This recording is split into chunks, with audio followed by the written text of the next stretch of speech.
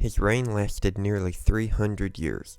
Since he was a child, he was raised as a chosen being. He was the first sith'ari. He was strong, he was considered to be invincible, until the day came that he wasn't. His name was Adis, and he would become king of the Sith. Adis was born on the world of Korriban. He was immediately special due to his dark, charcoal-colored skin when many other Sith on Korriban at the time had red skin. As he grew older, Adis grew very large in stature and would grow up to be very smart and a highly skilled combatant. He also became skilled in the use of Sith magic.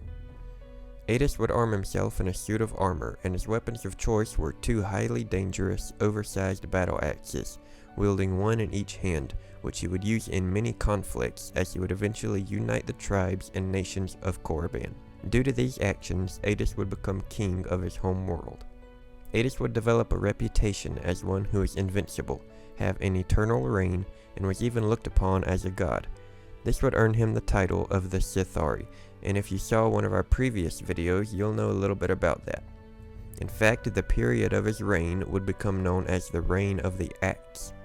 King Adis was already great with age when he forged his own holocron thanks to Rakatan soldiers, an ancient yet technologically advanced species with amphibian-like features who came to Korriban and taught the king how to record his essence into the device.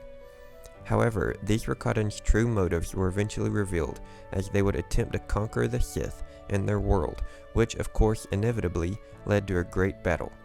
Adis was unforgiving on the battlefield, enslaving some, executing others, and even drinking their blood soup in honor of their demise. King Adis put up a valiant fight alongside his armies of Sith, killing many Rakatan soldiers with his battle axes, as well as even turning some of the Rakatan starships against their own people. However, in the end, in the great bloody battle after his near 300-year reign, in the year 27,700 BBY, Adis would fall. As we already mentioned in our previous video covering the sith'ari, without Adis and his reign, Korriban would fall into a state of civil war, and many would attempt to claim the title of the sith'ari. Due to the conflicts among its people, the Sith capital would eventually be moved from Korriban to Ziost. King Adis would have a mural painted in his honor on Korriban, and his holocron would be passed down for generations to Sith wanting to learn the ways of those who came before. Eventually, it fell into the hands of former Jedi turned Sith, Frida Nad, who would use the holocron's teachings to aid him in conquering the planet Onderon. It would continue to teach Sith acolytes, and if you saw our previous video, you know that Darth Bane once possessed it as well.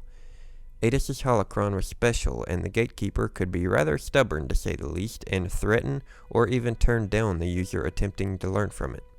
If you'd like to know a little bit about what happens next and who we believe was the next true sith'ari or chosen one of the Sith, centuries after the fall of King Adis, then be sure to check out our previous video on the topic. I hope you enjoyed this history lesson about the first king of the Sith, the first sith'ari, and we will see you very soon.